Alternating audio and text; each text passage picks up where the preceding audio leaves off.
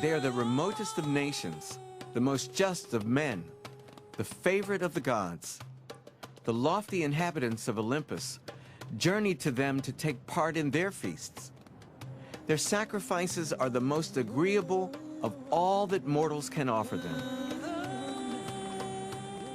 This is how Homer described the Nubians around 3,000 years ago, an African people who lived along the banks of the River Nile.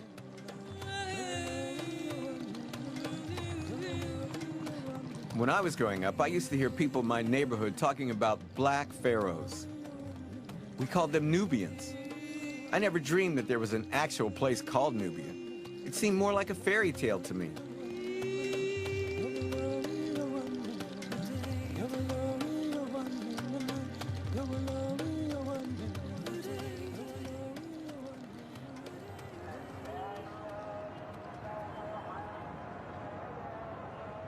I'm in Cairo at the beginning of my journey in search of ancient Nubia. From here, I'm heading south along the Nile to Aswan, Egypt's southernmost city where Nubia begins. Then I'll cross over into the Sudan and travel to the heart of the ancient black kingdoms of the Nile.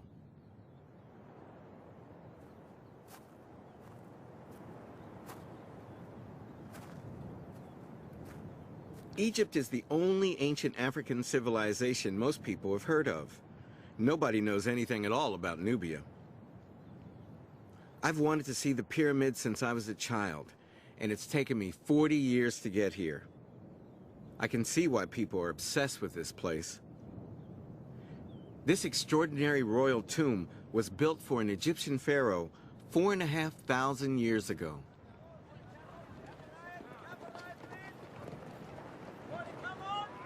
Egypt has become a place of pilgrimage for African Americans trying to rediscover their identity. And for many of us, Nubia is just a black word for Egypt. So why have you come to Egypt? I think for me, it's just been a dream come true, and then trying to make a connection to a historical past that we've been misled about all this time. And so, What do you mean we? Oh, I mean I say in terms of African American people, when we look at the history of Egypt, we've always been told that Egypt is out of Africa, not a part of Africa, and to actually be on the continent for me is just a really a big thrill. We were growing up though in school, all the pharaohs looked like white guys. I mean, they could have been from Milwaukee or someplace, or Minnesota like you are. Like, what was that about? I think it was to continually enslave us. I come to get a sense of my history, and not the history that was given as African American in America by the Europeans. Mm-hmm. Well, who do you think built the pyramids? I think Africans built the pyramids. I grew up believing that they were European, or they looked like Europeans. They were white, you know, the Cecil B. DeMille story. And I think they were Nubians, which is dark skin. About your color, darker? I think all shades. I think all shades. Just like African Americans, we come in a lot of, Just like this group? Yeah, exactly. Back home, the real Nubians have got lost in a debate about the color and origins of the ancient Egyptians. But 400 miles south of here, there is still a real place called Nubia, the home of an ancient African civilization that was definitely black. How about your t-shirt? 5 pounds? Too much. I want the Nubian price. I'm a Nubian.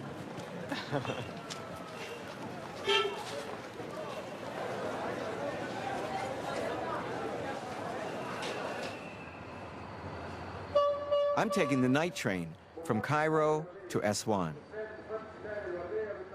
Once, all the land along the Nile, south of Aswan as far as Khartoum in the Sudan, belonged to Nubia. It still exists, but now it's just a region split in two by the border between Egypt and Sudan.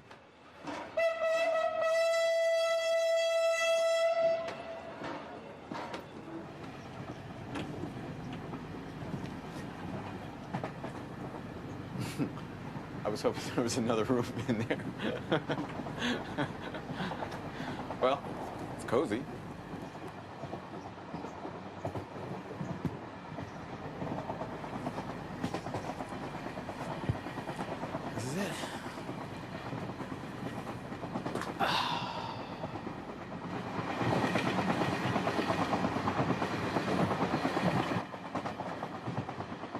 African Americans are obsessed with Nubia. There must be 1,000 shops in America with the name Nubia in the title. My favorite, my daughter's favorite, is a shop called Nubia Notions. But believe me, there are a whole lot more. When I was applying to Yale, the first sentence of my application said, "My grandfather is colored, my father is a Negro, and I am black." Now my daughters are African Americans. Their kids, I bet, will be Neo-Nubians. You know, if we can't tell exactly what the color of the Egyptian pharaohs were, the one thing we do know is that the Nubian pharaohs were black people. And now, having heard about Nubians almost all my life, I'm on a train heading south to the land of Nubia.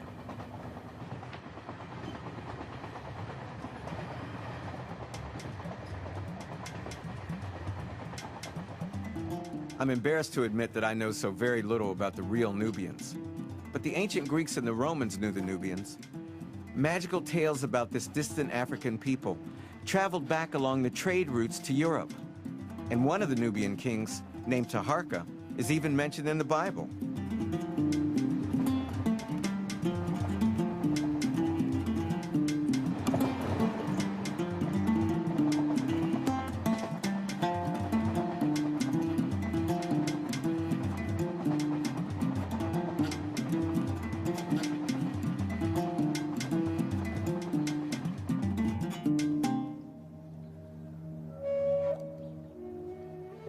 My search starts here at the temple of Abu Simbel. It turns out that this great Egyptian monument is in fact in Nubia, built at a time when the ancient Egyptians ruled it. Most Egyptologists aren't that interested in Nubia, but I found one who's passionate about it. Bassam el-Shama thinks that Nubian history has been ignored for far too long. Ramesses II, about 1250 BC, a man who ruled our country for about 66 years and 2 months, because that's documented, actually decided him and his very dedicated workers to come here and carve, hewn off the cliffs, a temple dedicated to the Nubian deities. Huh. Normally, in temples of Ramesses and other pharaohs, you would find a very typical classic scene of the pharaoh smiting his captives of war using a mace head, and that's showing his domain and his vigorosity.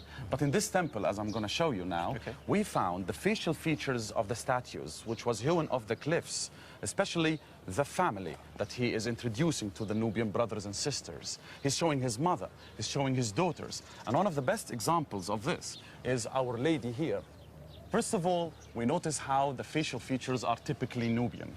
And then you've got the hairstyle, the Nubian style, the Afro style. And that, of course, the style that all the queens of Egypt wanted to be in the afterlife. And we know that the Nubians were always referred to in ancient Egypt as a sign of beauty. One of the ancient lyrics go, "I wish my lover was a Nubian." So that is exactly the attraction of the face itself. I have to admit that I like the idea that the daughters of the pharaoh wanted to look like Nubian princesses, even if it was to persuade the people here to worship them. Bassam, I don't want to interrupt your narrative, but I have to ask you this. How come you know so much about Nubia, man? You must be the blackest Egyptian I've ever seen. Nubia doesn't have to make any effort for anybody to fall in love with her. She's a beautiful culture. She's a beautiful, informative culture. She gave us a lot. And when I came down from Alexandria to Aswan, to the beginning of the heart of Nubia, I decided I want to learn the language, I want to learn the songs, I want to learn the dances, and most importantly, I want to know about those people, about their lives, about their history, about their culture, because they're part of me. So you can marry one of the women, huh? Exactly. if I got lucky. This temple itself got lucky. In 1964, when the Egyptians started to build the Aswan Dam, it was moved here, block by block, to save it from being drowned.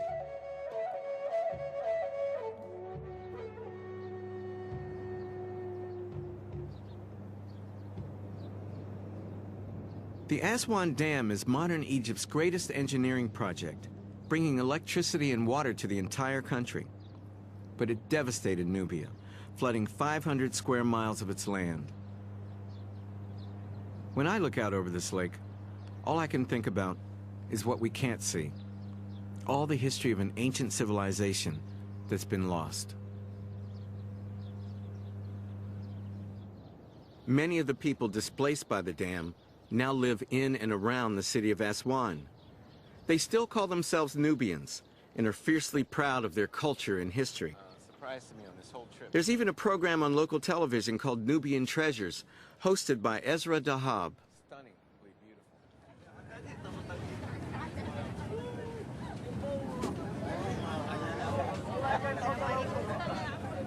You know, I'm an African American, and African Americans are all colors, sizes, and shapes. When I look at the Nubian people on this boat, it's the same. They're all colors. Yes. Some are dark, some are light. But not all of them is Nubian, but I think it's most of them are Nubians. But Nubians have some special features of the face, of the color. But if I can see you, I can say if you are Nubian or not. Not only from the color, I think it's from the soul. The soul? Yes, from the soul. How about me? I think you are Nubian. Definitely Nubian, yes. You look like Nubian men here in Aswan. I do, really? Yes, I think so. And most of them saying Salam alaikum, good morning to you. They think that you are from Aswan and you're Nubian. I like that. You know, African Americans are obsessed with Nubia. They love Nubia. They want to. They don't even know where Nubia is, but the one thing they know is that black pharaohs and it ran Egypt. And they think that it's the greatest of all the black peoples, the Nubian people. Yes, because Nubia is a part of Africa, and the American African people, they are a part of Africa. I think their hearts, although they are living in America, I think their hearts, a piece of their hearts is still in Africa.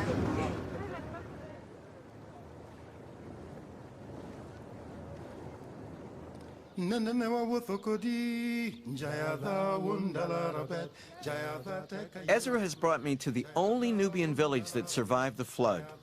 It's called Garb Aswan. The fruit is nice, huh? This village, I can say that it looks like the traditional Nubian village. All the Nubians are like the Nubians in the ancient villages.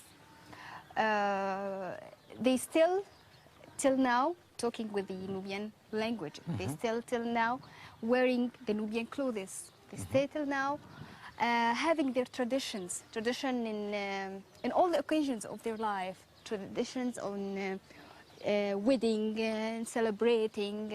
They say the same. Yes, yes.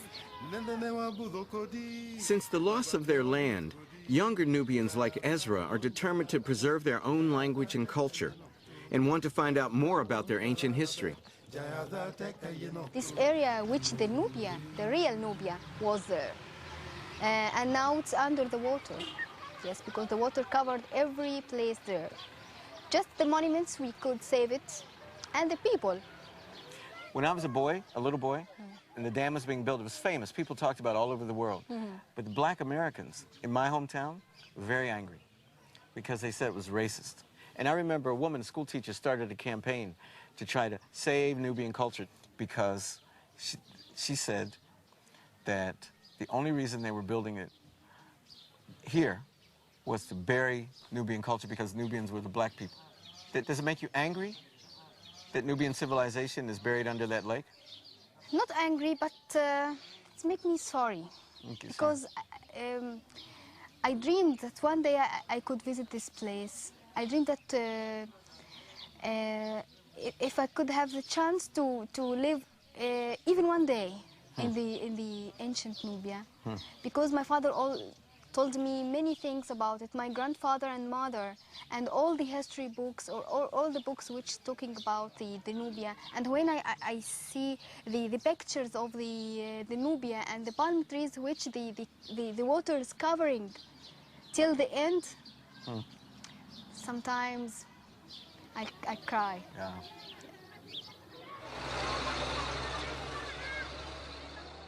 Ezra wanted me to see where most Nubians live today. Balana was one of the villages specially built by the government 35 years ago for refugees from the flood. How far from the river are we? From the river? Yes, it's about 2 kilometers out. It's not on the river. No. No, it's not on the river directly. No. So it's a long way. Yes. Yes. They lost their close relationship with the Nile because in the ancient Nubia, most of the houses were on the Nile. Just a few steps to let your feet touch the Nile waters. 68 tourists were killed by Islamic terrorists just a few weeks before I arrived, so security is tight. To be honest, I'm not sure who I'm more afraid of, these guys or the terrorists. ازيك يا فوزية؟ اهلا اهلا وسهلا ازيك؟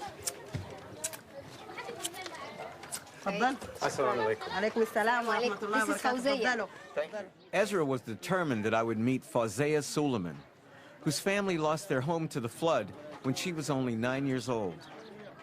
Once the dam was completed, what effect did it have on your family and the other Nubian people? Did it cause your family pain, distress? Did it make her sad to have to move her family? لما حصل ان انتوا تهجرتوا يعني هل حسيتي مثلا ان عيلتك اتأثر؟ أثرنا ولا حاجة احنا بعد ما جينا استلمنا الأراضي She's saying that the benefits of the high dam more than anything they lost there. وزرعناه يعني الفلاحين العاديين عندنا طبعا There is no pain for her family for moving from the ancient Nubia to the modern Nubian villages.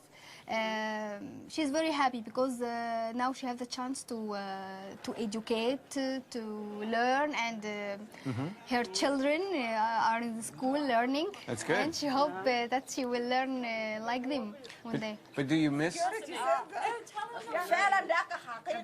Now I'm confused. She wasn't supposed to say that. She was supposed to be against the dam.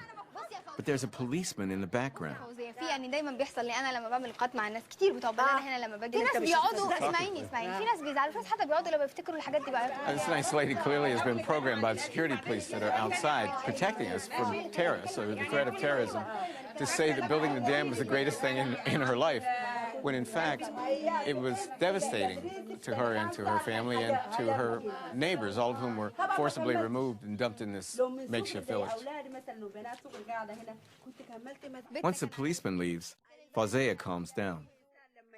The older people, did it upset them? Did it make them angry? Did it hurt them when they were forced to move? قولي لي يا فوزية الناس الكبار يعني لو فاكرة ساعتها أيام التهجير كده الناس الكبار الحاجات كلها اللي نزل بالركايب واللي نزل She says that most of the old people during moving they were crying and saying goodbye our land or afialogo in the Nubian language afialogo afialogo yes that's mean afialogo بلدني goodbye our land كل حاجة كل حاجة She says she missed everything.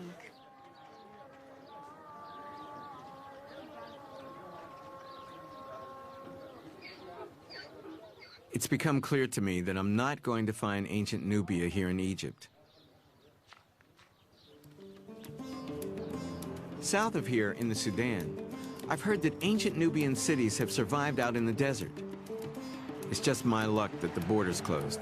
So I've got to go all the way back to Cairo, then fly south to Khartoum before driving north again on a 2,000-mile round trip to the heart of ancient Nubia.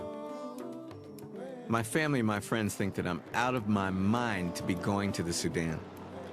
All we ever hear about the Sudan is that it's in a state of civil war, it has a fundamentalist Islamic government, and it hates Americans. So I'm kind of nervous.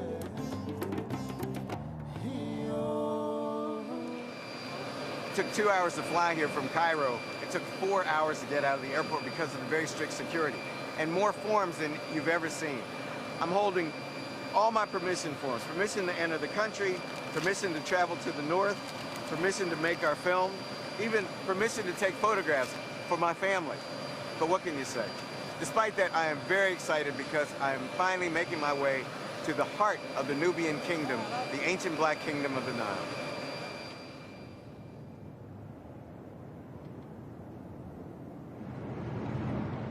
The desert is so peaceful.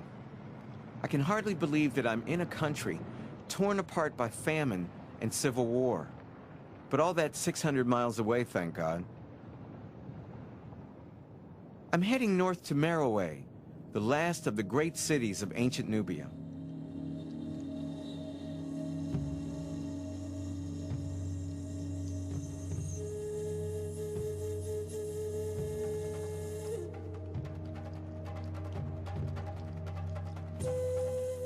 These pyramids are spectacular.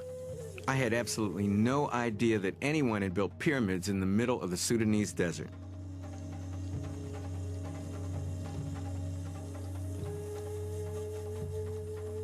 Ali Osman Saleh, a Nubian archaeologist and an old classmate of mine from Cambridge, has come to show me around.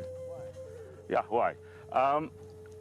At the 6th century BC, the Merowites had their own language, written language. A written language. Oh, yeah, the written language. The Merowites controlled a vast region. The Merowites had produced beautiful art. This is one of the greatest peoples of the world. They negotiated the most difficult environment that you must have seen if you are coming from there. They negotiated it, they conquered it, they made it a civilization. I can't believe that 40 generations of Nubian kings and queens are buried here. For almost 1,000 years, from the time of the ancient Greeks to the fall of Rome, Merowe flourished. But we still know so little about it.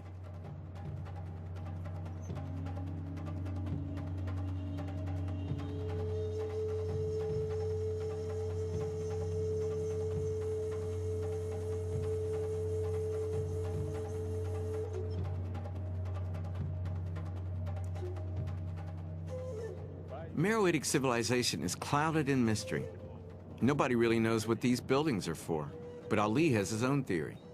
This was a learning place. A learning place? Yeah. Like a college, a university? Like a college university. Oh. Cairo called it the College of Merowe. The College of Merowe. The College of Merowe. Now we are considering that idea seriously. If this is true, then it's the oldest university it is in the Africa. oldest university. It is. It looks so. It looks like a college. This is an educational sanctuary as far as I'm concerned. It is a lot of rooms, a lot of places, and of course last year when the excavation was going on here, they have discovered a very beautiful garden there with fine ditches for irrigation. That was the Department of Nubian Studies over there. Right? Yeah, that was the part of Nubia studies, yeah, possible.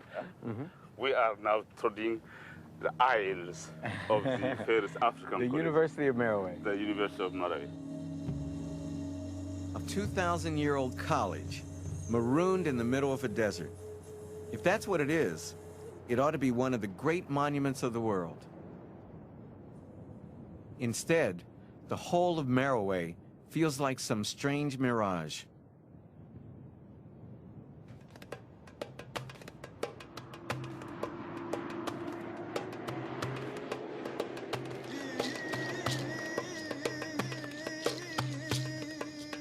I'm driving north to find an even older Nubian city. The journey's supposed to take 2 days, but there are no roads, no hotels, acres of sand, no toilet, and no showers for 200 miles. I've been thinking about what these sand dunes remind me of. And I think it's caramel ice cream or caramel ice cream. Like big mounds of off-brown ice cream. You go over a sand dune and you think you're all alone. And then two people pop out of nowhere with goats or riding a camel. Or you go off to use the bathroom over a hill in the middle of the night, as I did last night. And I almost stepped on a camel, which is quite frightening. If I didn't have to go to the bathroom before I saw the camel, I had to go after I saw the camel. But it's also not difficult to understand why the people who live near the Nile and in these sand dunes were a mystical people. It is stunningly beautiful under the stars. Last night I stepped out of my tent at 3 a.m. to go to the bathroom. And it was as if the sand were snow. From the moonlight, the sand had been transformed into this beautiful white covering that reminded me of Christmas time in Boston.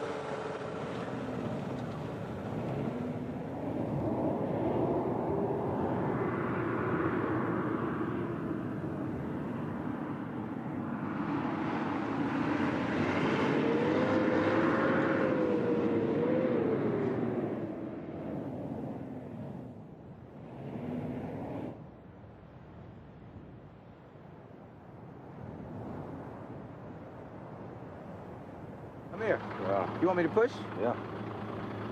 You must be joking. All right.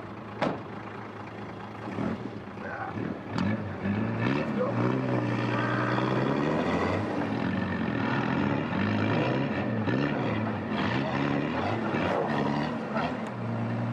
Keep going from here. Good?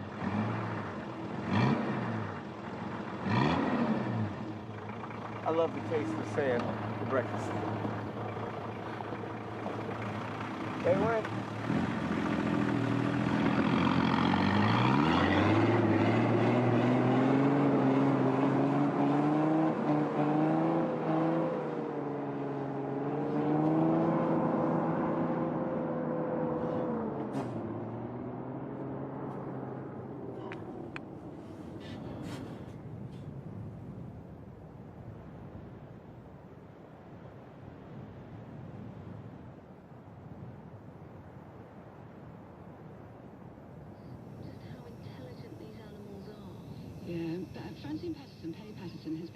At night, the temperature in the desert drops to 0, but not in my tent. The wild mountain gorillas in Central Africa. I hated to camp when I was a kid, so I can't believe I'm enjoying this.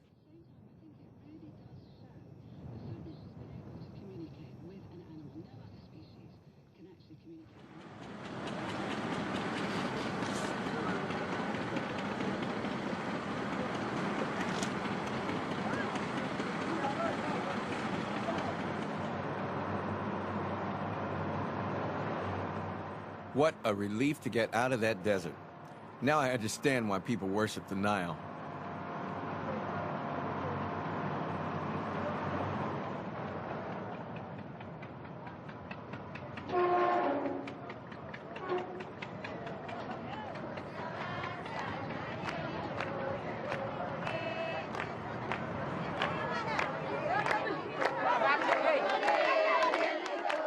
I'd forgotten that this many people even lived in the Sudan. I'm here for a Nubian wedding. Maybe I'll get a chance to dance with some Nubian princesses.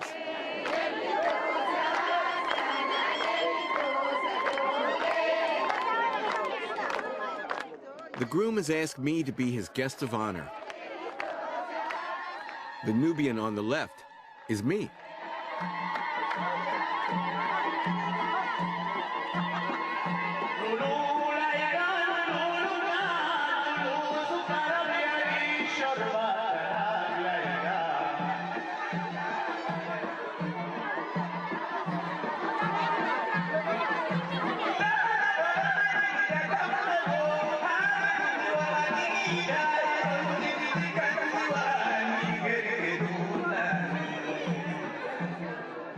That was just the first part of the ceremony.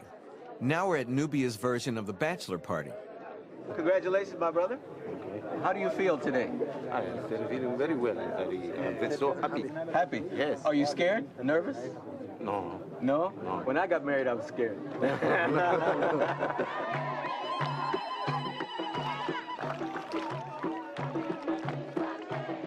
The Nubians were Christians for 1,200 years before they became Muslims in the 16th century. Some even took part in the Crusades. We've come to the river for a ritual that dates back 3,000 years. The groom cuts through the water with his sword to receive the blessings of the Nile.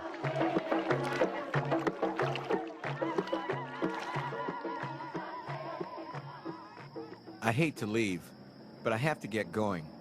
After all, ancient Nubia awaits.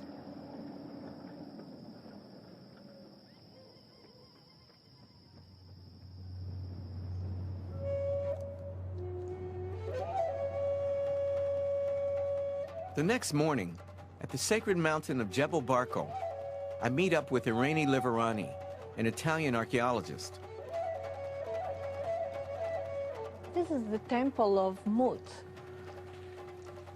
So it was built by Taharqa, who is the great black pharaoh who has to fight against the Assyrians in, just to defend Egypt and Nubia.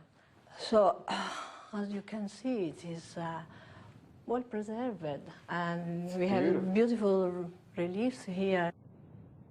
When the god woke up in the morning, the priest or the king used to offer him cakes and milk and good food.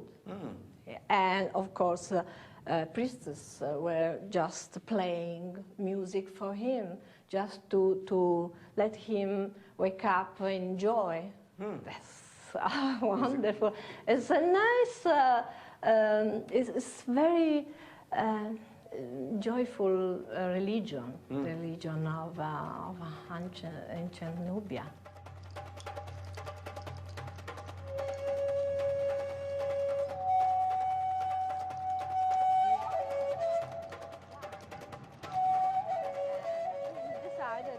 In the 8th century BC, the kings of Nubia conquered the whole of Egypt, and this was their capital.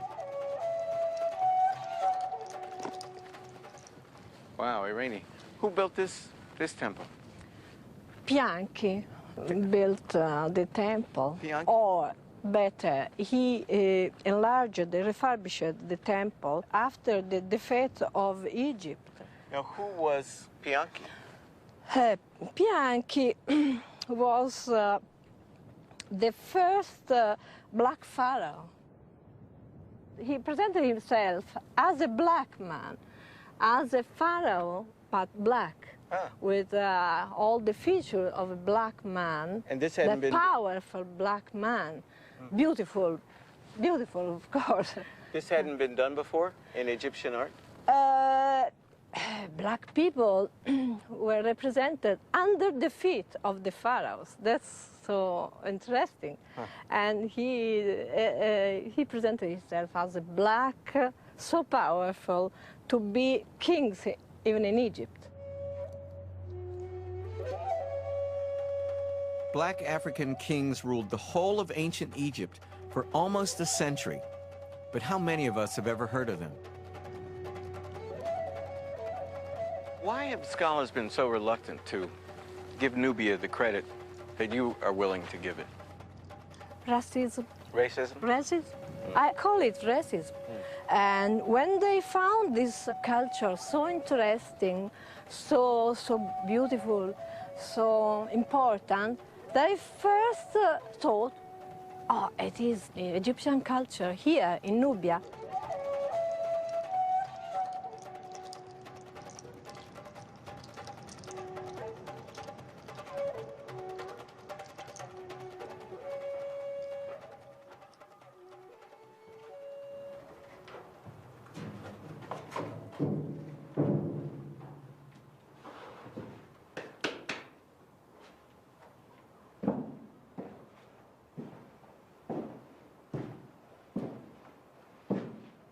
If this were Egypt, I'd be queuing with hundreds of other visitors and a guide. But I've not seen one single tourist since I arrived here. I'm in one of the greatest tombs of antiquity, all by myself.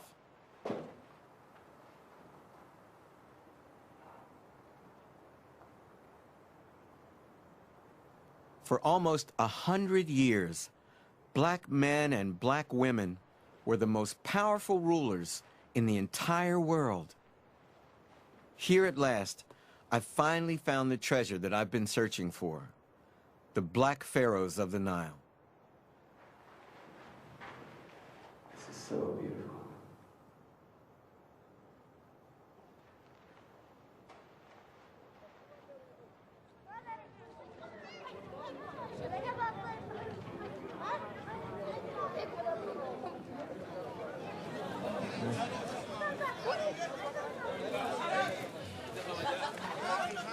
The Sudanese are just about the friendliest people I've ever met. Assalamu alaikum. Thank you. Thank you very much. Assalamu alaikum. I feel stupid that I've been so worried about being hated as an American.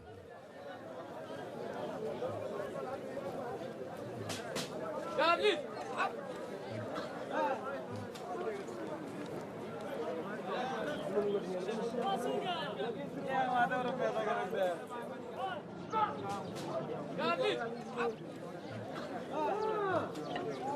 of your purchase will be 500.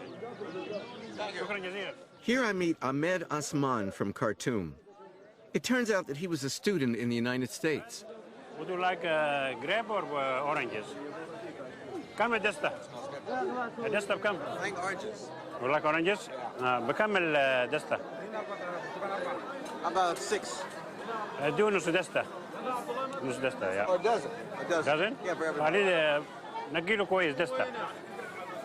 How much would that be? That will be 4,000 pounds, which is about $2. No, banana? Banana? No, we're fine. Thank you very much. Okay, let me help you.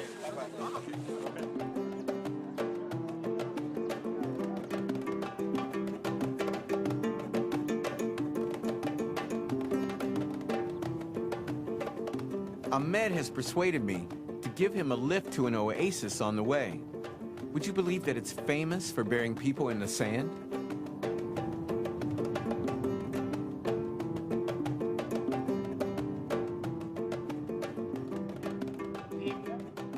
When we arrive, the school principal is keen to tell me all about it. Why are the sands here so good for your health? لماذا الرمال في هذه المنطقة حسنة لصحتك لصحة الإنسان؟ لأنه هذه الرمال الموجودة عندنا دي بتختلف عن الرمال في المناطق الثانية. These sands which are present here are quite different from sands elsewhere.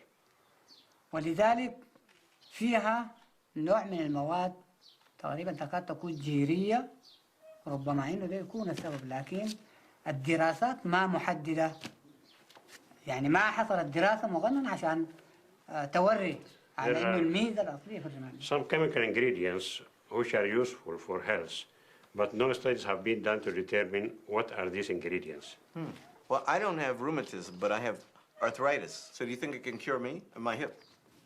يقول لك أنا ما عندي الرطوبة بس أنا عندي arthritis اللي هو المفاصل. هل ممكن يعالجني؟ Maybe. It may be. Well, I want to give it a try. يعني لازم تجرب. You have to try it. I want to try it. Tell them I've come all the way from America to try your sand.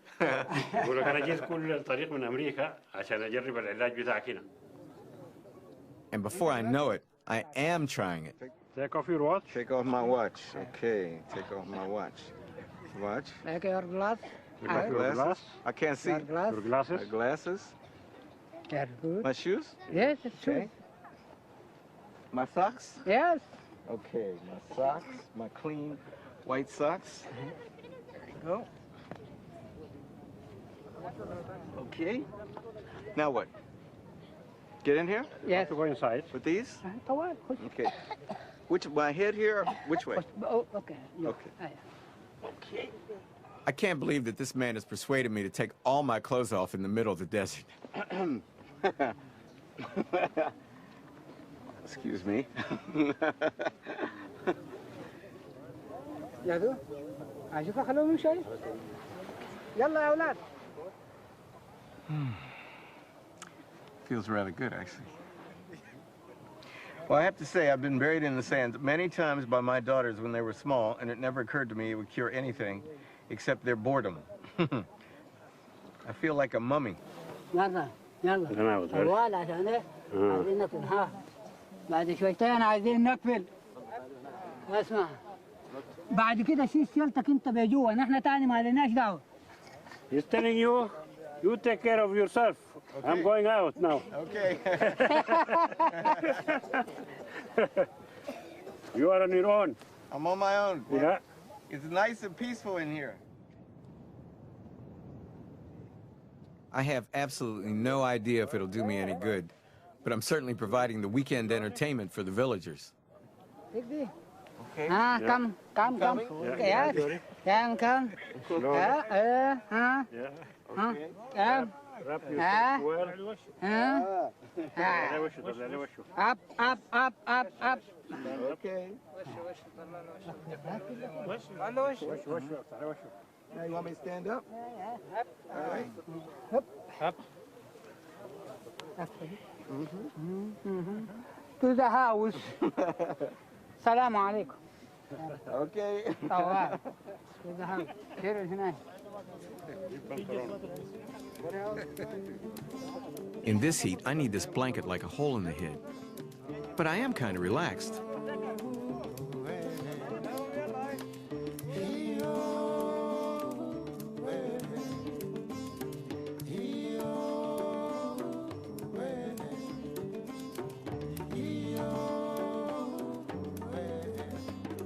I'm heading for my furthest point north, the area around the Third Cataract.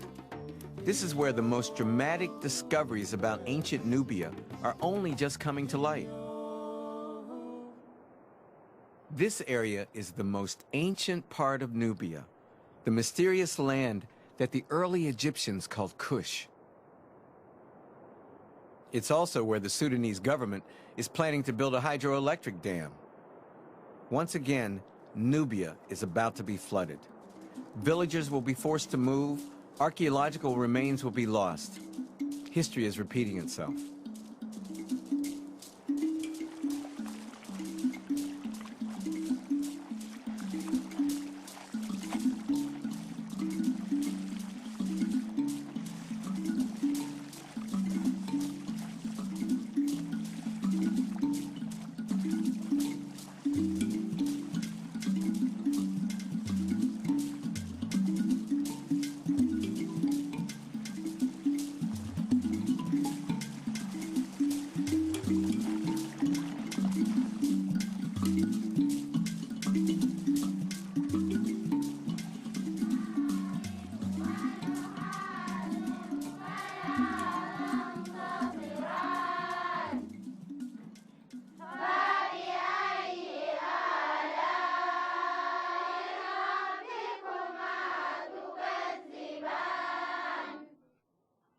Mashikela is one village that will definitely be drowned.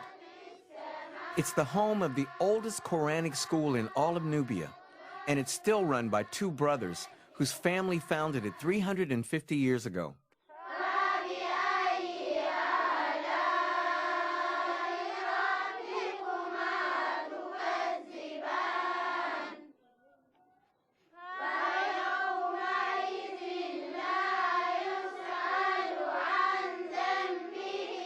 What will happen to this village if the dam is built? No problem. No? Yes.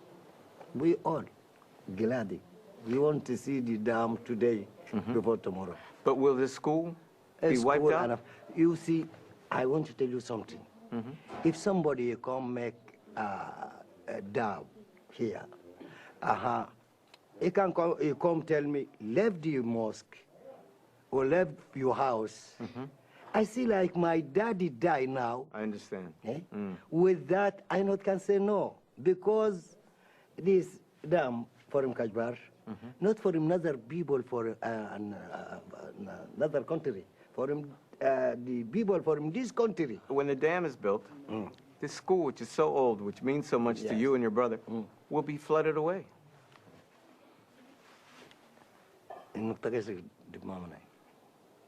Ahmed.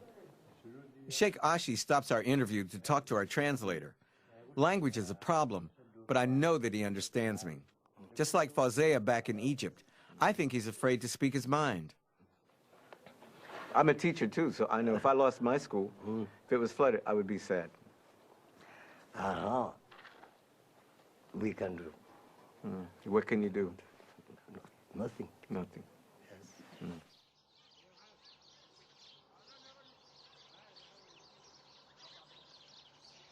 The Sudanese need electricity and irrigation, but most people here believe that a much less damaging site could have been chosen for the dam. I could only find one person who was prepared to say so. The grande dame of Nubian politics is Suad Ibrahim. She believes that because the Nubian people are so fiercely independent, they are a threat to the fundamentalist government. These dams have removed the carriers of our culture. We are not a pure blood. We are carriers of an ancient culture that managed to remain vibrant even after we lost the ability to write. We are illiterate in Nubian letters. I am just beginning to remove my literacy. These people are the carriers of our culture. Inundation means a very rough shortening, cutting. You would think they would be proud of the Nubian heritage. They ought to be. They Yeah. ought to be. They ought to be. We are Sudanese. We do not plan. We are not separatists. We believe the Sudan from Halfa to Numili is our home. But why would they want to inundate or bury Nubian culture? No, they wouldn't put it that way. Of course not. They wouldn't put it that way. But that was the originally dams were loved. Now the whole world is against dams.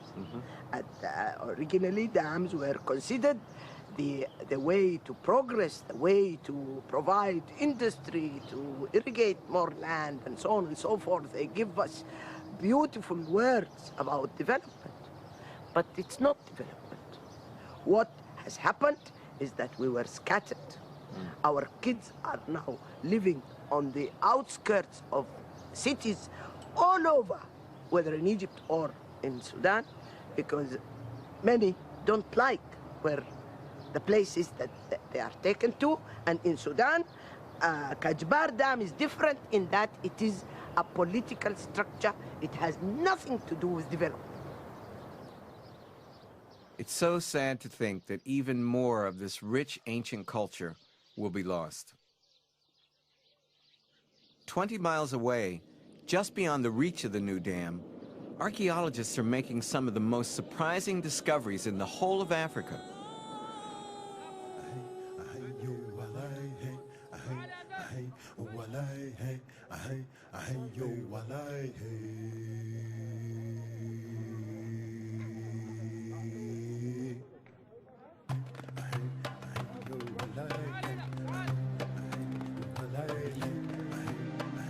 This is Kerma, Nubia's first capital, a 4,000-year-old city emerging from the sand.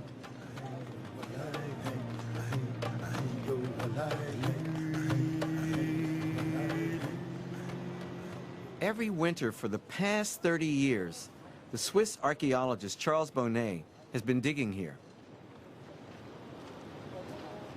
Here, naturally, we have the people doing the first cleaning of the surface and appearing, we can see the wall appearing step by step. It is a marvelous discovery because... oh, right there? Yes, you can see a break. This break appear during the last seconds. And this brick have more or less 3,800 years. This is 3,800 years old? Yes, exactly. Wow.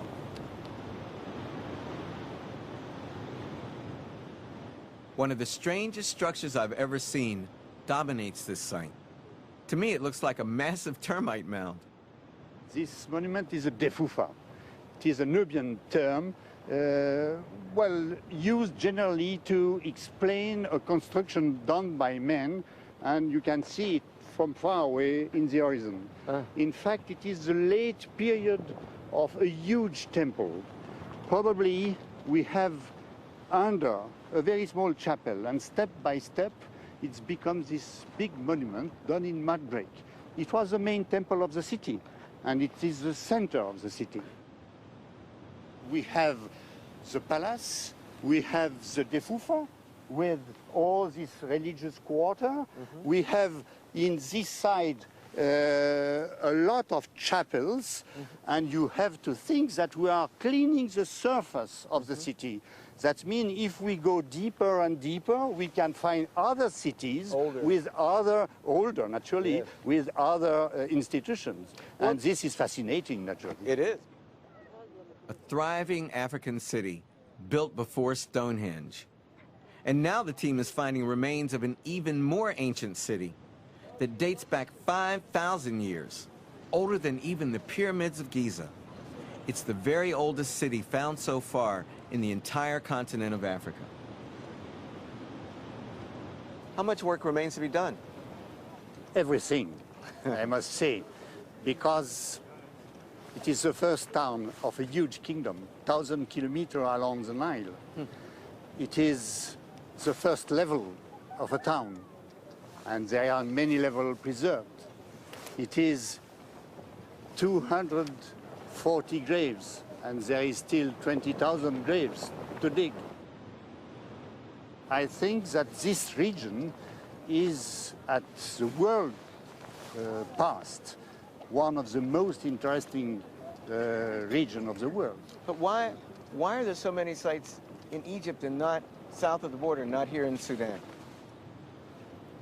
Well, I think that Europeans choose to dig in Egypt. But you know, Egypt is extraordinary. When you think to the huge monument, you think to the temples. But today, archaeology is changing. We are thinking to men. And it is naturally marvelous to find a very beautiful statue, to find a treasury. But to find men, it's maybe an extraordinary answer too. And it is why I'm passionate here. It is to find the men of the past and to understand better the men of today. Thank you.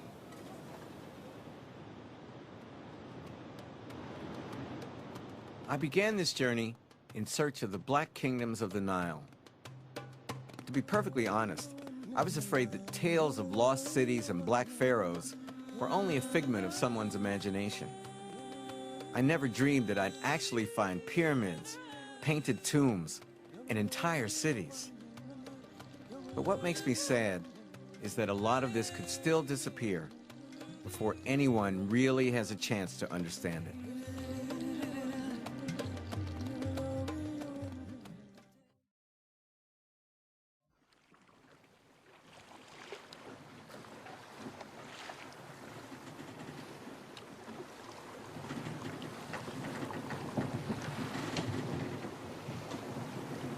We sailed to a very fair place, with lofty stone and mortar houses. The men are in color either tawny, black, or white, and their women go attired with silk and gold in abundance. A Portuguese mariner wrote these lines when he reached the east coast of Africa in the 15th century. The Portuguese expected to find savages running naked through the bush. Instead, they discovered the Swahili, a sophisticated people, living in elegant stone towns, trading far across the Indian Ocean.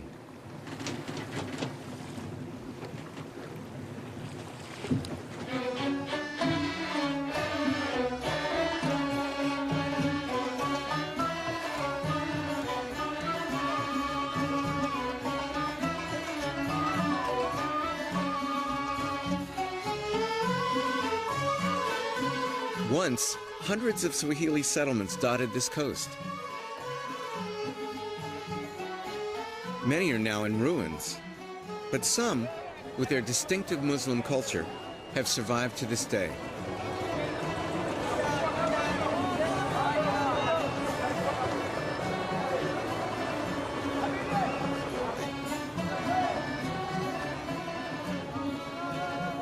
Assalamu alaikum.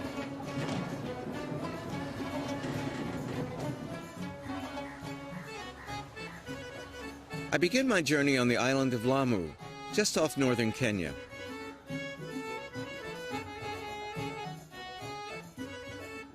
I'll travel south along the Swahili coast, stopping off at the old ocean port of Mombasa. Finally, I'm sailing to the island of Zanzibar as I try to untangle the roots of the Swahili people.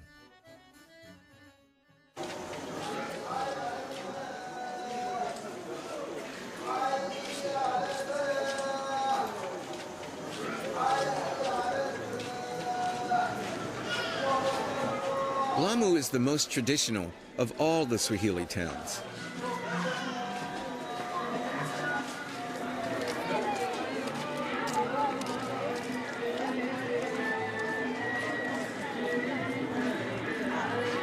For 2,000 years, Arab merchants have settled on this coast. You can see their influence everywhere.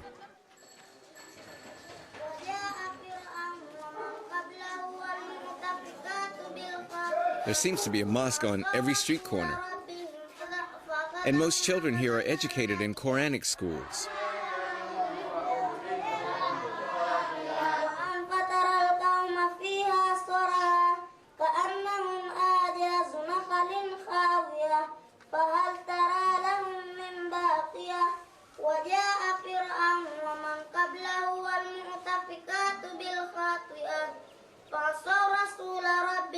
It feels more like the Middle East than Kenya. Yet I'm in the heart of Black Africa.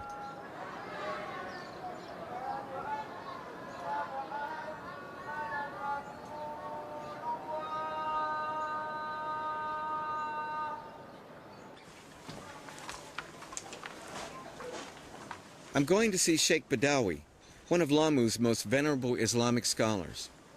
Jambo mzee. Assalamu alaikum. Shikamoo.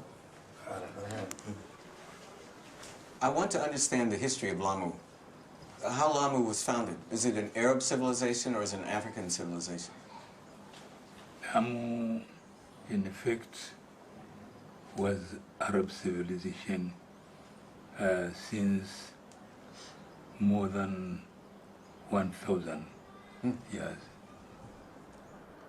Sheikh Badawi is proud of his Arabic roots. He tells me he can trace his family back to the Prophet Muhammad. You have a noble ancestry. Do you have African ancestors as well?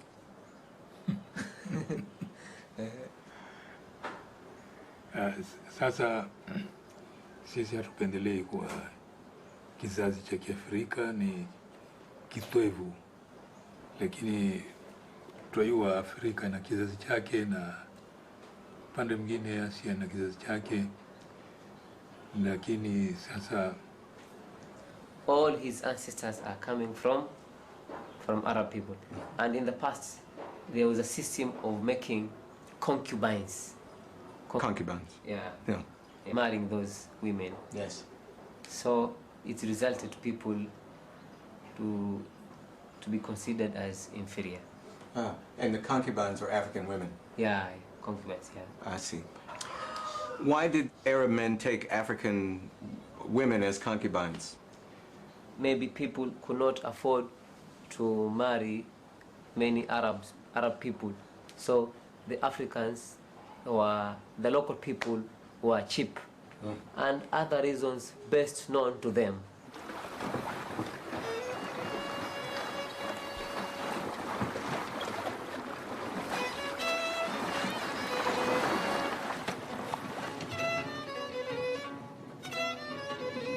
Whatever Sheikh Badawi says, that supposedly pure Arabic blood has long been mixed with the blood of Black Africans.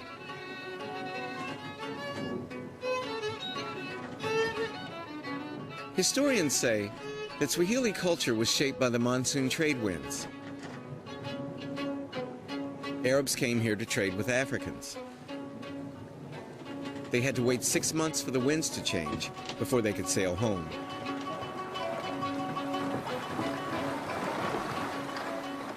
They took concubines, wives, and had children.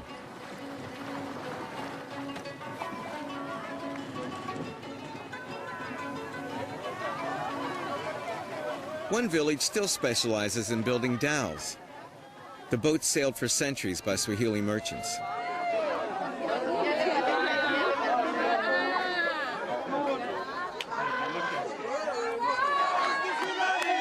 Today, everyone's on the beach, helping launch a new dhow.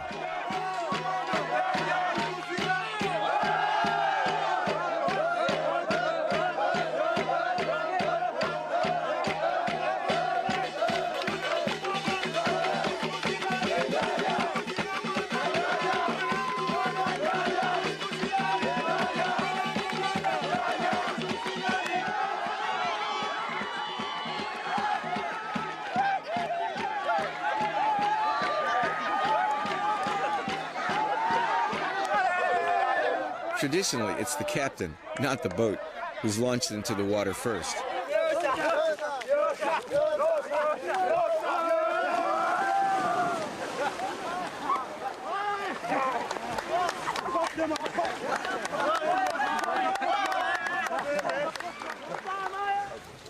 Kofia yako. Oh. Pole sana bwana. Yeah. Pole sana. Hakuna matata. Yeah. That's great. Waki is waki. Yeah, it is. Nzuri kabisa. Yeah. Kofia. Kofia. Okay. You okay? Yeah. You okay? Yeah. Thank you.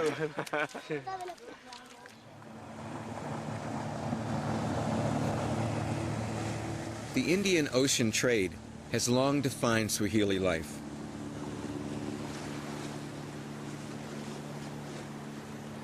Africans and Arabs traded riches from the interior for the luxuries of the East.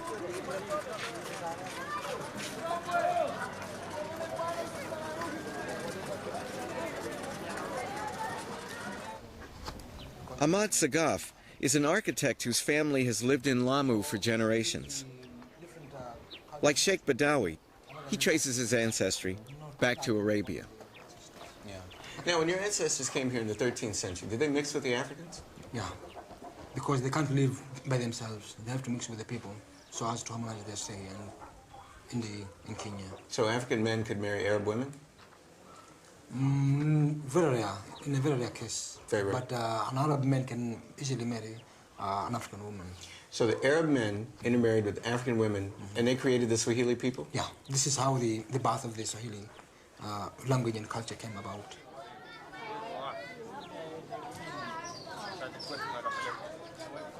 So you can trace your ancestry back to the 13th Yeah, I century? have a tree structure of our families.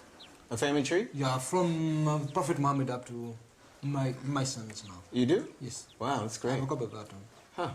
But can Africans trace their ancestry back that far? Not mostly, because most of them were illiterate. So they don't know how to keep the records.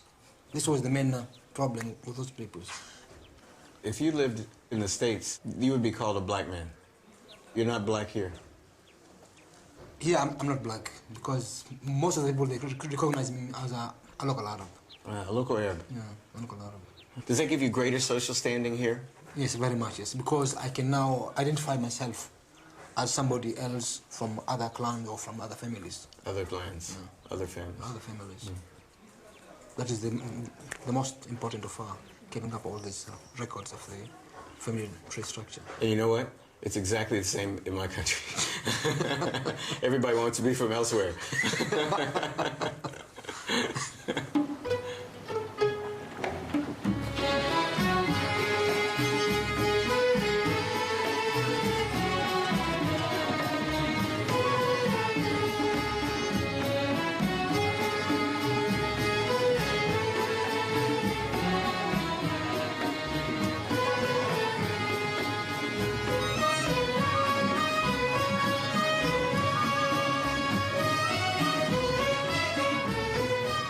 My conversation with Ahmed reminds me how black Americans used to claim descent from some distant Cherokee or Sioux ancestor.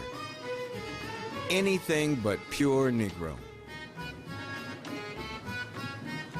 So far, all I've heard about here is their Arab ancestry, and not a lot about the Swahili's African side.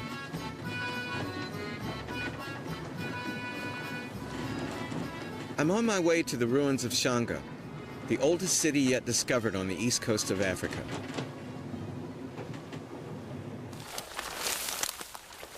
Shanga holds important clues about the origins of the Swahili.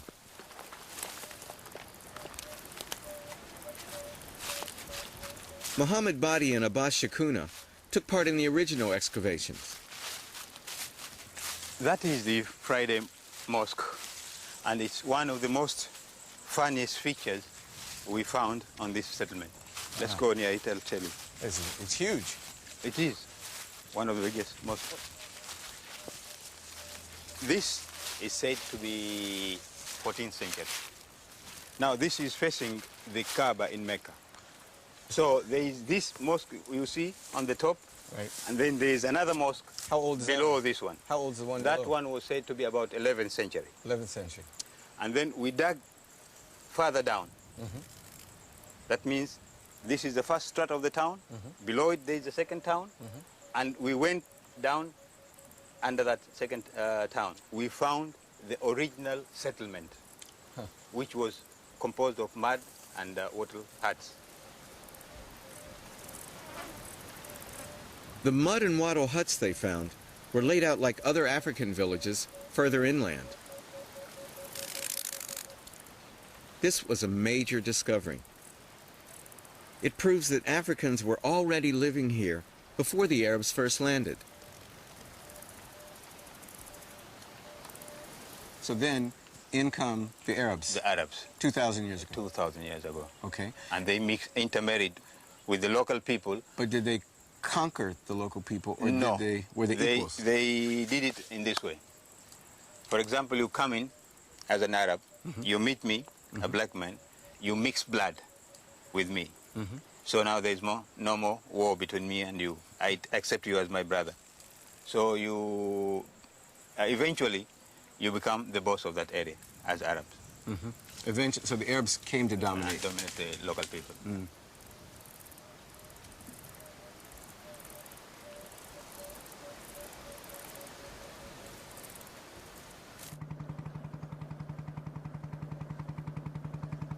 So while the Arabs came to dominate the coast, Shanga shows that the Swahili's roots are African.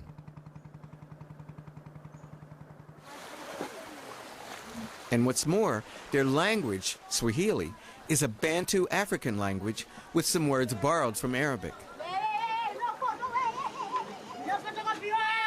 Today it's the most widely used language in East Africa.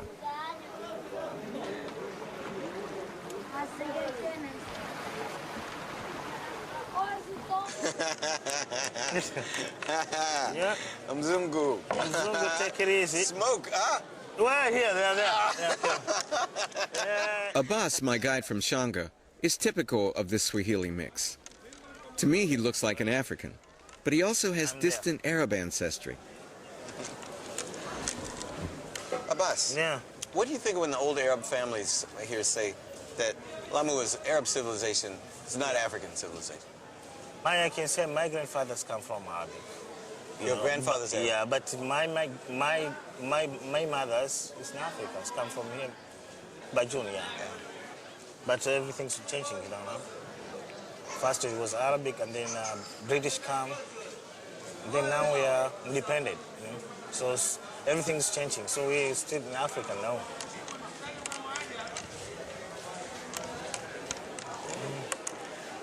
One of Abbas's wives is Arabic.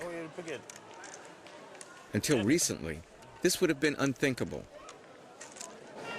In the past, Arab men married African women, and almost never the other way around.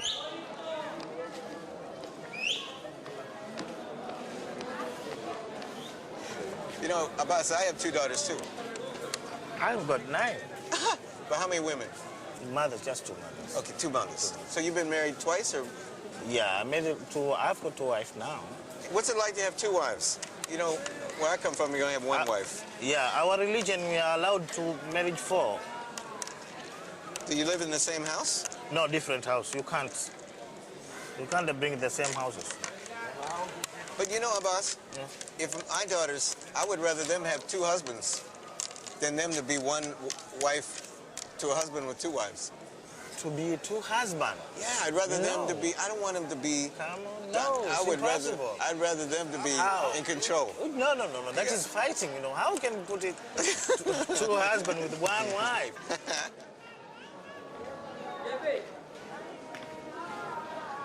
Two great cultures, African and Arab, met and mixed on this coast. But in Lamu, it doesn't exactly feel like a marriage of equals.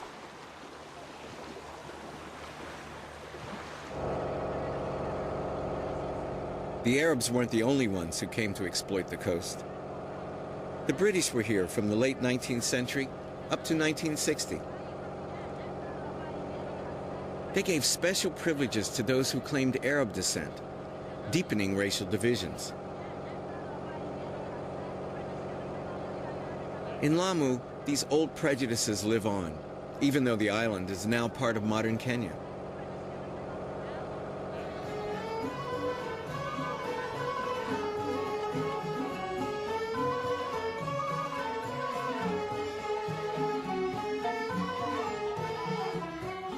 I'm on my way to the great Swahili city of Mombasa,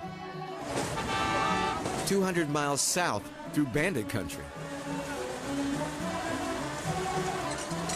I'm not sure whether I'm more afraid of the bus crashing or these guns going off.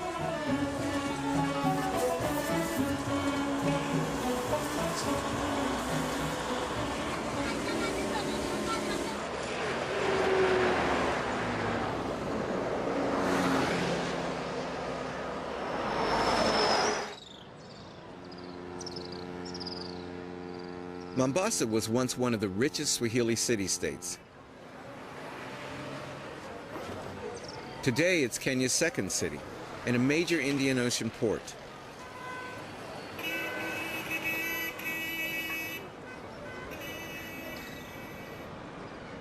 It's also one of Africa's most popular destinations for European tourists.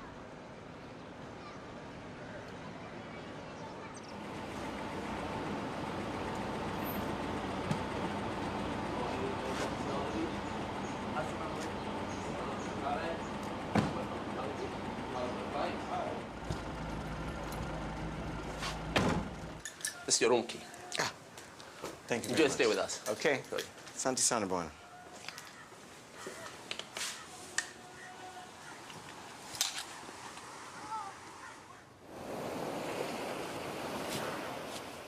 Over the centuries, Mombasa was occupied by Arabs from Oman, by Portuguese adventurers, and by the colonial armies of Britain.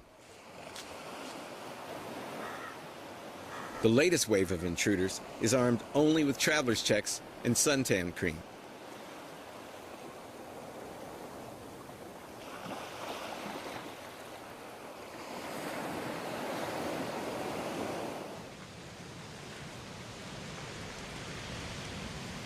You know, though, I have to admit one thing. I never get used to coming to a resort in Africa and seeing nothing but Mzungu, or plurals, Wazungu. It means white people. It just takes me out. I mean, seeing all these black servants, basically kissing the behinds of a bunch of European tourists. I mean, you never see black tourists from the country, even the upper classes, at this kind of resort. And I find it deeply disturbing. Jambo Bang. Who Jambo? When you take picture, we make selling around here with this. You see this catamaran, it's a balance. How much? I selling here around. How many shillings? You take the photo there. We charge you 600. 600 for how long? Depends if you like 1 hour, 1.5 hour, 2 hours. Yes. Okay. Well, think about it. I'll let you know. Santi Sanaba.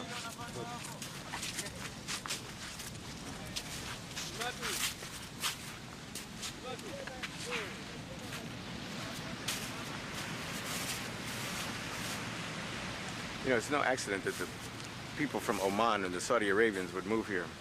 I mean, leaving all that desert and heat for this is spectacular. It's just so beautiful.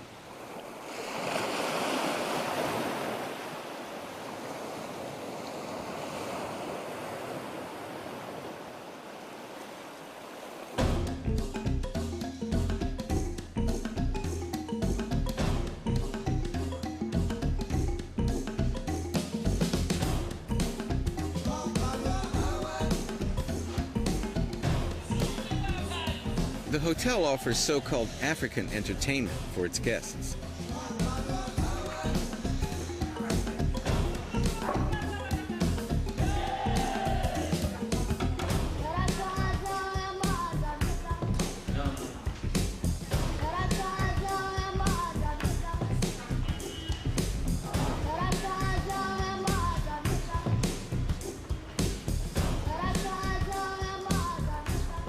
Not much insight into Swahili culture here.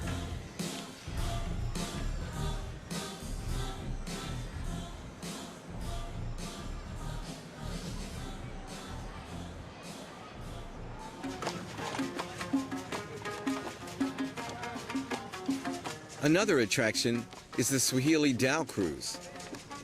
It can't be worse than the dancing.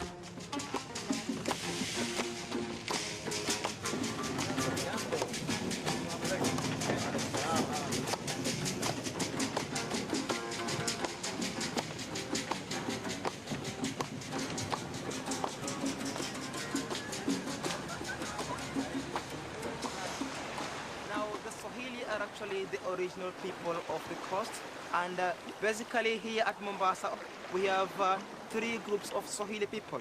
There is first of all the Swahili, who came about as a result of being born from an original Swahili family, whereby the father and the mother are original Swahili people. And then we have the Swahili, or a Swahili who was born in a family whereby when the Arabs came to the coast of Mombasa, they intermarried with the Swahili people here. Now, another group of the Swahili people are people who came from other parts of Kenya, and they copied the culture, religion, and became... I half expected to be irritated, but actually I like the guide's definition of the Swahili. It's much more generous and inclusive than anything I heard in Lamu.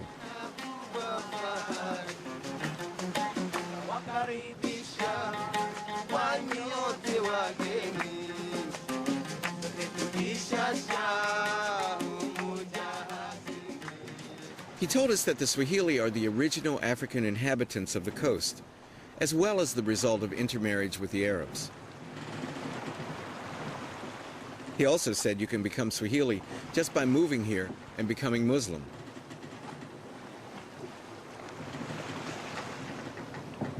Well, perhaps our guide's definition is a little too generous.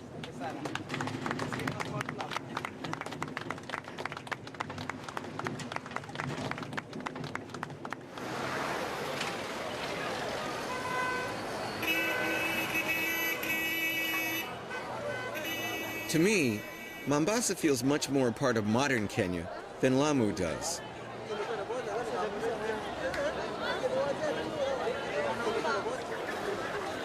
It's Swahili, but it's somehow more African, less worried about protecting its Arabic purity.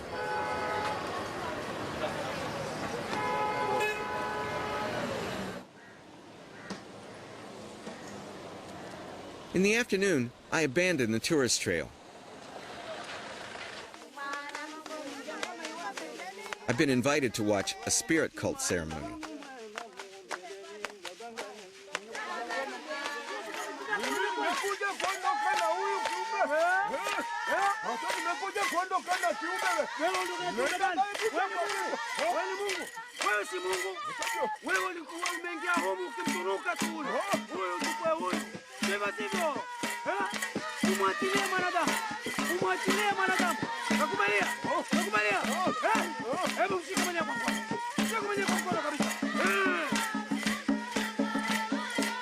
I'm surprised to hear the medium chant verses from the Quran.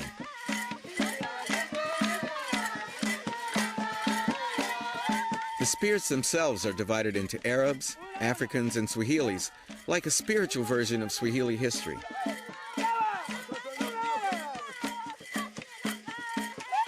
Traditional African religions here have absorbed the influence of Islam.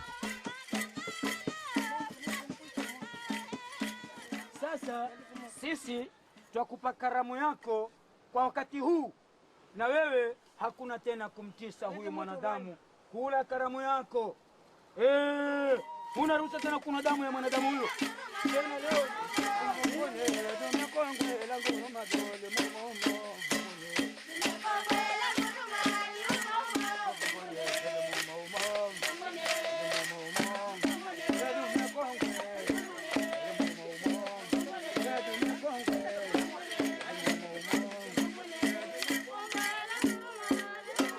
Suddenly the man collapses as the spirit leaves him.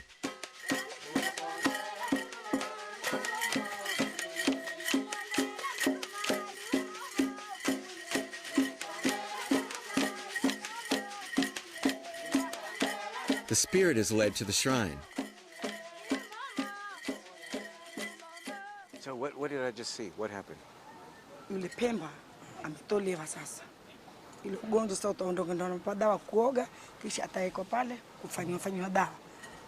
Kuchanjwa humu ati dawa kisha basi. Tapakwa tu dawa. Sasa pale atakwenda kuoga. Pale anaoga dawa. Kusafisha kabisa, kuondosha ile kutukutu na uchafu ule wa ule ugonjwa. Yaani ule ni upepo wa majini na ni jini tayari. Sasa aondoke, tumsafirisha vile. Kama tukimsafirisha alafu sasa kutaka aoge dawa, akishamaliza alafu awekwe pale, alafu atie dawa. Sasa wakati ule sasa ngoma furaha tu, kwa sababu itapigwa ngoma kwa furaha, kwa kweli ashaondoka mbaya, ashaondoka. Sasa watakuja wale wa furaha wale wa furaha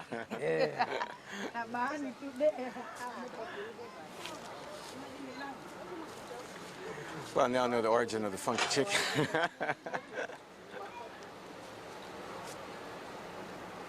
The exorcism seems to have worked, but it looks like a case of malaria to me.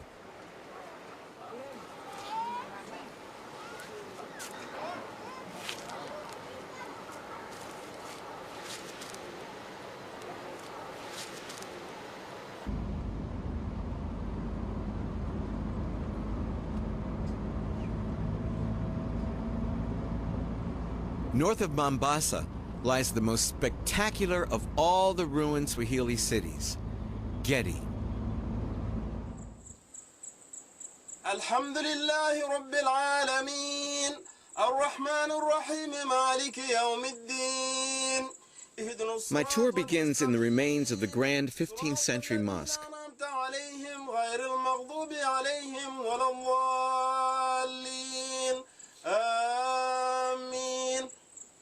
So with the help of the echo, as you realized, the message would be conveyed and received very simultaneously. And for that, those women at that time had no complaints at all, right? They could hear him very vividly. They couldn't see him as well. They couldn't see him, but they could hear him. The front part of it was entirely meant for men, and the hind part was specifically kept for the ladies. The curator, Abdallah Alausi, shows me around town. This big house, which is known as House of the Dhow. And the House of the Dhow. The House of the Dhow. It shows that the owner of this house was a very rich man, and he decided to... Abdallah says that in the late 14th century, the Swahili built a remarkable stone city. More than 2,000 people once lived here, and it flourished for 300 years. For the town? When the British archaeologists uncovered these ruins in the 1950s, they saw Gedi as an Arab settlement. So this is the Sultan's palace. Yeah, here we have a big palace. When's it date from? Well, it should be in the 15th century. Because this town was at its peak in the 15th century, right? Yeah. We are now in the main court or audience court, and it was here where they used to discuss all their town affairs. This bench on our left was meant for the Sultan, and this one here was meant for his ministers, and of course the sunken court was meant for the public.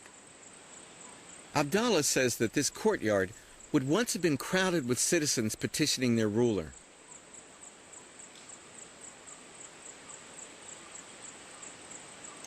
The Sultan's palace was the center of a sophisticated urban society. And people here put a high priority on the comforts of life, including the most important of all to me, good plumbing. Normally when Swahili visit the toilet, they don't stand, but they squat. And this is what we normally do. After finishing all the official business here, as far as number one is concerned, somebody would get hold of the mug, and he would leave that in the water, and then he would wash up himself, and then he'd call it a day. He'd walk out of the toilet. Okay. And there we have a hole again. That was for number two, right? So squatting again would be done here, and all official business would be done here. And it's not, I mean, a long distance from there to here. So somebody would just get hold of the mug, leave that in the water, and then he would wash up himself, and then he would call it a day. I've seen toilets in Europe not this good.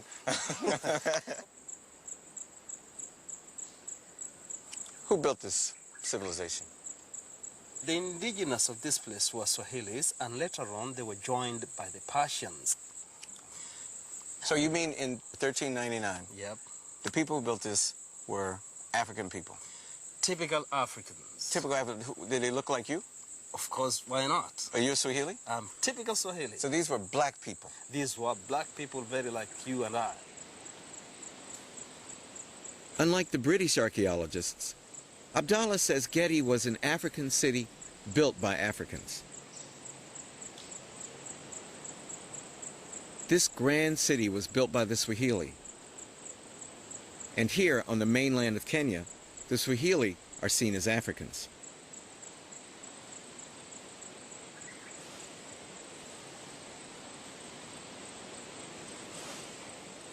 From Mombasa, I fly south to Dar es Salaam, the capital of Tanzania. From there, I take the ferry to Zanzibar.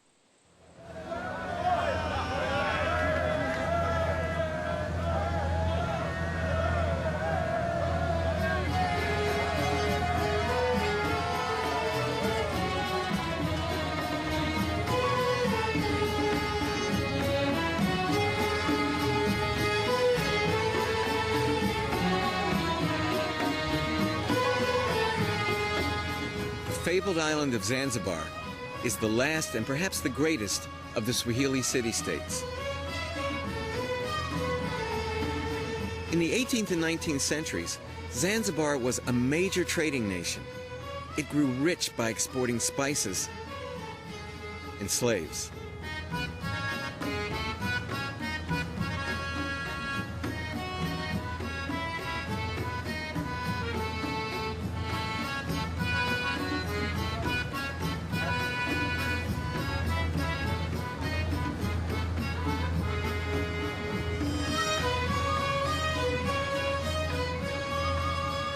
I first came here in 1970, 6 years after a violent revolution. 5,000 people had been killed when Africans rose up against the Arabs and the Indians. I was 20 years old.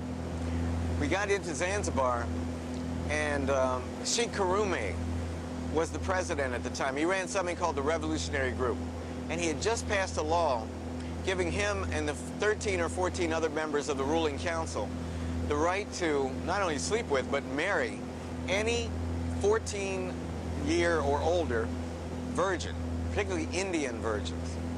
It was the most bizarre thing I've ever encountered. It's like once the Africans took over, they reinstituted slavery in reverse, able to enslave the daughters of the Arab merchants or the daughters of the Indian merchants. An air of repression hung all over the island, as strong as the scent of cloves. All of the sidewalks were covered with cloves that had just been harvested, and they would let them dry out in the sun. I'm not sure that those cloves are still there, but I hope they are.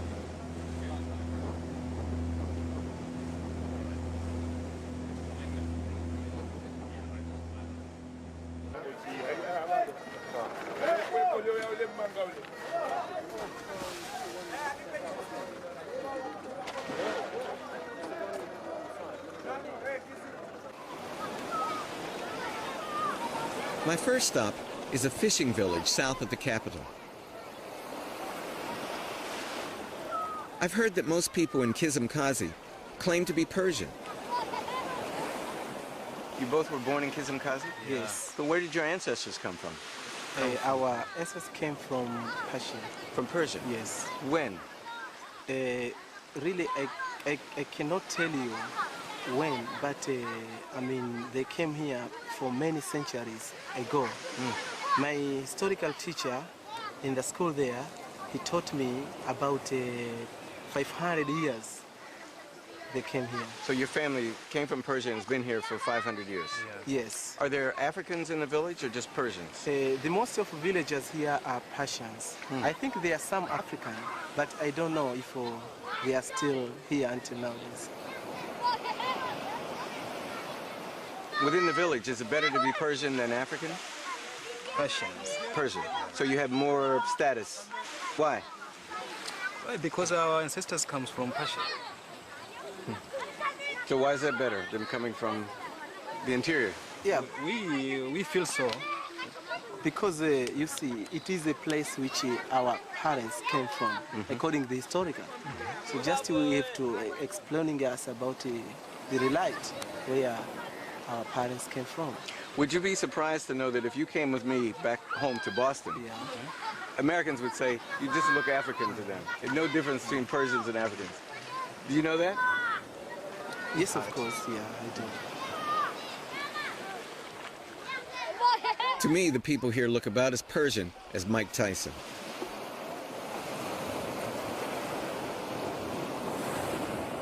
Just yards from the beach, however, are the remains of a 12th century mosque, the oldest in Zanzibar. It is Kufi greetings.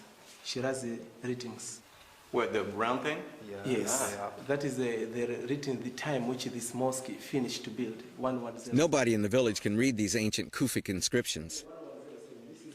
But sure enough, they really do show that this mosque was built by people from the Persian Gulf over 800 years ago.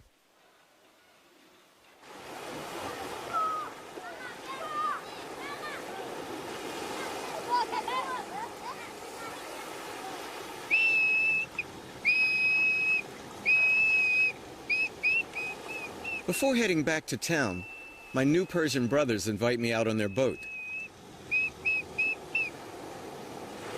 Abu runs a business taking tourists to see the dolphins. I can't resist. Oh, I see them! I see them!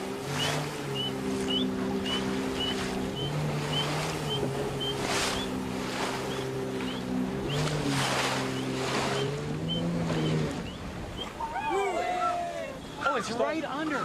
It's right under. It's right under the boat. Nubia. Yes. Hey, Abu, are they Arab or they African? They're African. They're African. Yeah. They speak Swahili? No. Keep calling them, Abu.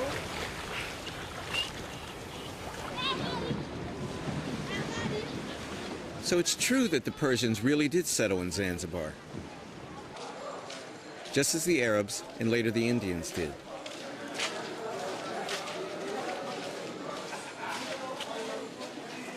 But why do so many people here claim to be the descendants of a handful of medieval Persian mariners?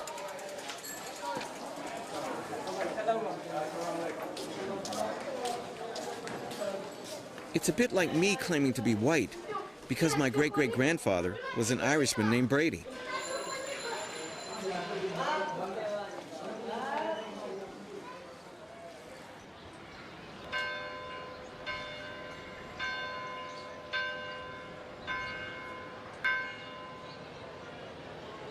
I think the answer lies in the shadows of Zanzibar's history as the center of the East African slave trade.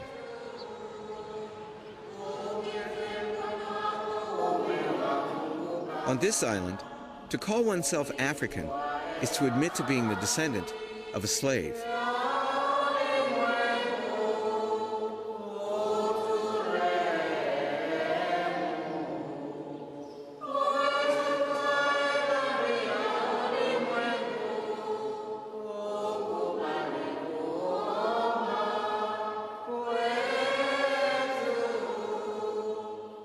The Anglican Cathedral of Zanzibar sits on the site of the old slave market.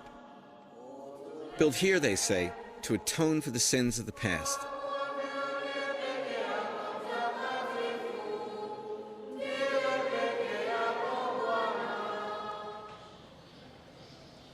Canon Gada takes me to the high altar, where the old whipping post once stood. That whipping post was a place where these slaves, coming one by one, with chains, they were taken there, and if she was a woman, she would be put half naked. And she would be told to turn around to show the morphology and all that. You see, so that the buyers would see the morphology and place the price. Now, before buying, those people wanted to know how strong that man was and how strong that woman was. They would whip, bully, and do all sorts of things. Those who cried and fell down, they couldn't get price. So the one who brought that slave would just drag and kill.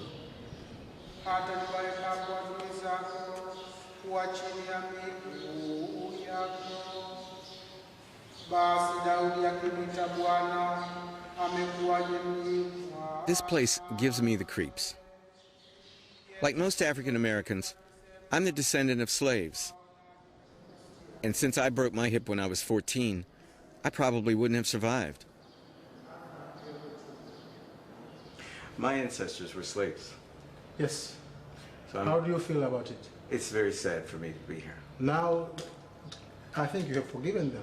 I don't know how good a Christian I am, Father. Well, you have to. You have to forgive them. How could the Jews forgive the Germans of the Holocaust? How could you forgive?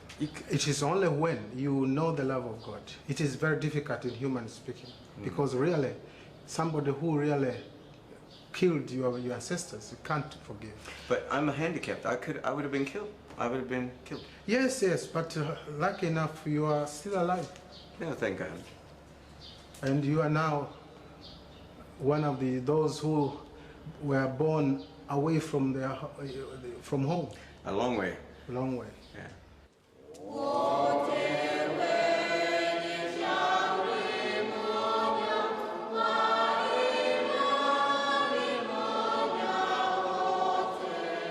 As far as I'm concerned, you'd need an ocean of baptismal water to wash away all the sins committed on this site.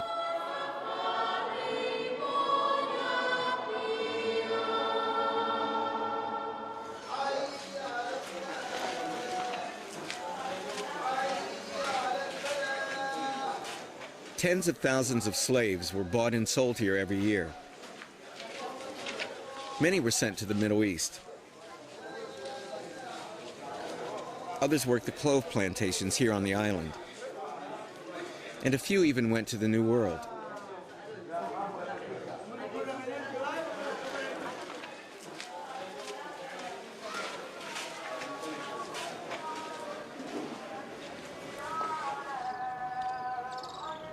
Zanzibar became so rich that in 1840, the Sultan of Oman moved his capital here, along with his court and his 99 concubines.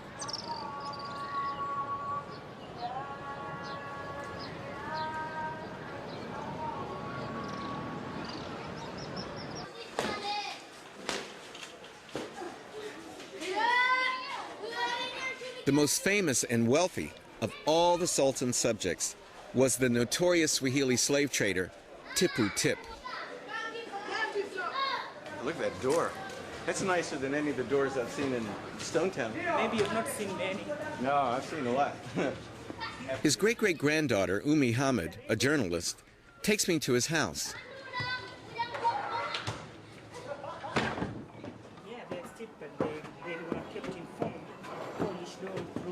It's rumored that Tipu Tip buried 40 slaves in the foundations of this mansion to strengthen its walls. I bet he was in good shape. How do you feel about your great-great-grandfather? I feel that it was the trend of the time. That was business, purely. You either be a slave or a slave. You choose the lesser of the two evils. And if you're in a position to be a slave, why should you be a slave? The slavery was different from the slavery of American. The Arabs took their slaves and married them, and they intermingled with them. It was quite different with the slaves in the West, in the America, where they were mostly used for plantation, and there was racism. Yes. With Arabs, they married their slaves, so this is the difference. Arab men married African women, yes. But not the other way not around. vice versa, but at least they married them, Yes. and they had children with them. We are the product. No, that's true.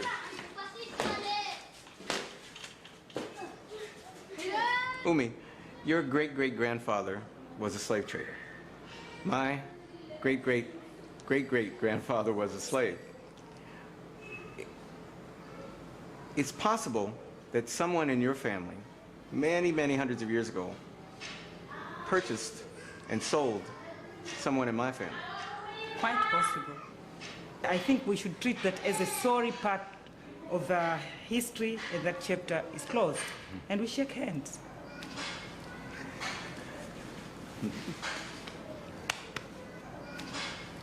Thank you. I never thought I would ever meet a black slave trader, descendant. I mean, it never occurred to me. You know, in America, when you think of slavery, you think of white people. You don't even think of Arabs that much, though Arabs were fundamental to the slave trade, of course, but everything in America is so black and white. And then when actually you meet someone and then you think, wow, you know, black people, you would be black. In America, they wouldn't be interested in all this Persian Arab stuff. You would be a black person. Zanzibar's bloody history did not end with slavery. In the 1964 revolution, the descendants of African slaves rose up and slaughtered Arabs and Indians in a night of terrible violence.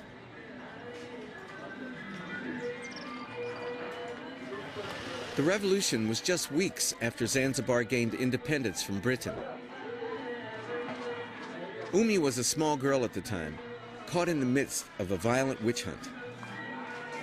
It was frightening because we are of a mixed race. Half of my family are very, very fair. Half of them are black. But we are known that we are descendants of Arabs, and we had the affiliations to them at that time. So it was really scary to think of what might happen, knowing that it was a war between Arabs and Africans. Yes, things like that. The change came so abruptly, unexpectedly, and people capitalized on that. It wasn't only politics by then. It could have been grudges and other reasons. After the revolution, Zanzibar's new regime turned out to be as brutal and as repressive as the old one.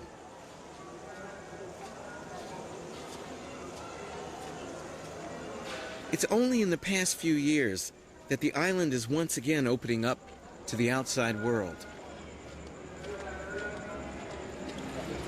That was a phase which we had to go through. And thinking of it, this island can't be Arab.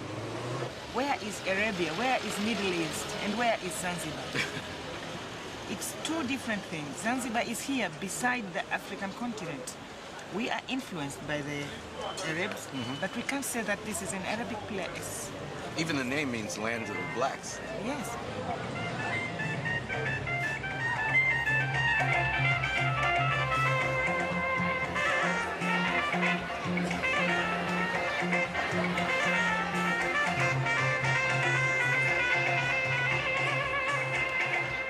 Today, most Zanzibaris are the descendants of slaves, but it's a fact that few want to be reminded of.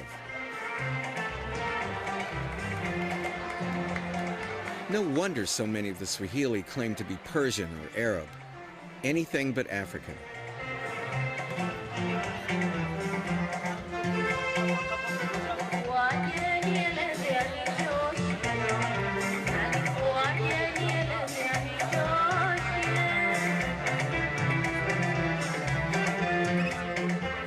It's been so easy to say that everything of value in Swahili culture belongs to the Arabs or the Persians or anyone else passing by.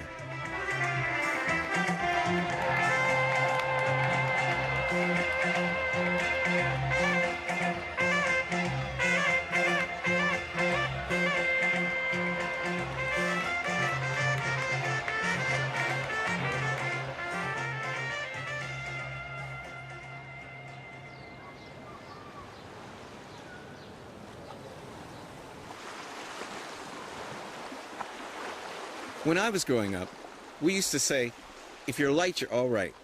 If you're brown, get down. If you're black, get back.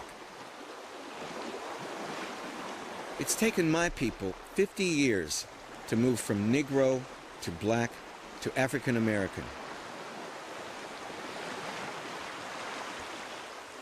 I wonder how long it will take the Swahili to call themselves African.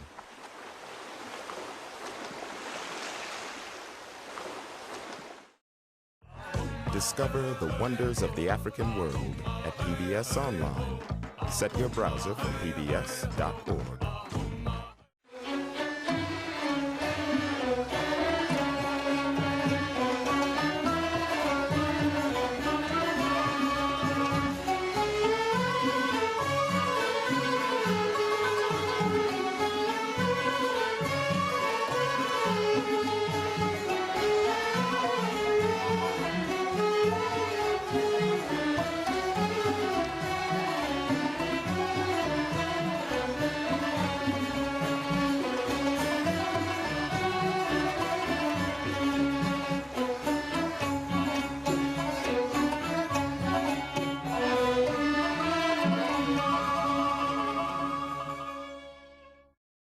Wonders of the African World with Henry Louis Gates, Jr.